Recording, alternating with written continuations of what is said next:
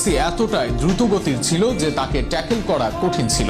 আমি চেয়েছিলাম ফাউল করতে, তবে তিনি কোন ফাঁক দিয়ে যে চলে যেতেন আমি বুঝতেই পারতাম না। মেসিকে প্রশংসায় ভাসিয়ে এভাবে মন্তব্য করেছেন ব্রাজিলিয়ান গ্রেট মার্সেলো। মেসিকে মানেন সর্বকালের সেরাও।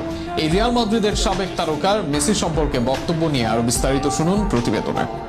লিওনেল মেসি এমন এক ফুটবলার যাকে একদিনের জন্য বাদ দিয়ে ফুটবলের আলোচনা করা কঠিন। তার সবচেয়ে বড় প্রতিদ্বন্দ্বীরাও তাকে মানেন গ্রেটেস্ট অফ অল টাইম হিসাবে। কেউ কেউ মুগ্ধ তাকে নিয়ে, আবার অনেকে তো বিরক্ত এই ভেবে যে একজন ফুটবলার এতটাই নিখুঁত কিভাবে হয়। আর সেই ক্যাটাগরিরই একজন ব্রাজিলের মাদ্রিদ কিংবদন্তি মার্সেলো। লিওনেল মেসিকে তিনি ব্যাখ্যা করেছেন অসাধারণ ভাব। মাদ্রিদের ইতিহাসের অন্যতম সেরা এই কিংবদন্তি নিজেই ছিলেন মাঠের অলরাউন্ডার। হ্যাটার্সবিহীন এই তারকার চোখে মেসি ছিলেন গতিসম্পন্ন, ধরাছোঁয়ার বাহিরের একজন। রিয়ালের সাবেক এই লেফট ব্যাক সম্প্রতি লা রেভুলেতাকে দেওয়া সাক্ষাৎকারে বলেন, আমি তার অনেক প্রশংসা করি। সে একটা পাগল, সে অবিশ্বাস্য।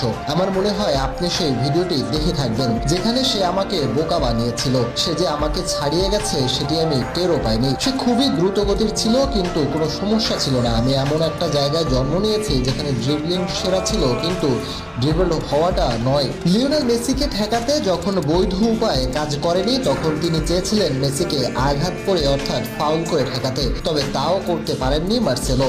সে সম্পর্কে মার্সেলো যোগ করেন, কিন্তু মেসির সঙ্গে সমস্যাটা হচ্ছে আমি তাকে মারতে চেয়েছিলাম, কিন্তু আমি তার লাগাল পাইনি। রিয়াল মাদ্রিদে ক্রিস্টিয়ানো রোনালদোর সঙ্গে দারুণ বন্ধুত্ব ছিল মার্সেলোর, তাই স্বাভাবিকভাবে সর্বকালের সেরার প্রশ্নে রোনালদোর দাবির প্রশ্নটিও সামনে এলো।